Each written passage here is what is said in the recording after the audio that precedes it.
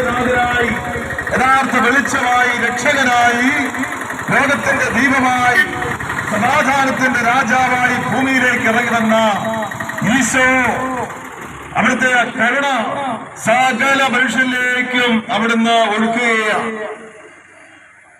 പ്രിയപ്പെട്ടവരെ, ഈ അടുത്ത നൂറ്റാണ്ടില് പോളണ്ടിൽ വെച്ച് മരിയ ഫൗസ്റ്റീന എന്നു പേരുള്ള വിശുദ്ധയ്ക്ക് ഈശോ പ്രത്യക്ഷപ്പെട്ട് നൽകിയ ദൈവ കരുണയുടെ സന്ദേശങ്ങള് എല്ലാ മനുഷ്യരോടും പ്രവേശിക്കുവാൻ, എല്ലാ ഇടങ്ങളിലും ദൈവ കരുണയെ പ്രവേശിക്കുവാൻ ദൈവത്തിന്റെ വാഗ്ദാനം കൽപ്പനയുമായിട്ട് ഈശോ അനേകരെ നാളില് ഇന്ന് നമ്മുടെ ഈ നാട്ടിലും ദൈവകരുണയുടെ സന്ദേശവുമായി അവിടുന്ന് ഞങ്ങളെ അയച്ചിരിക്കുകയാണ്.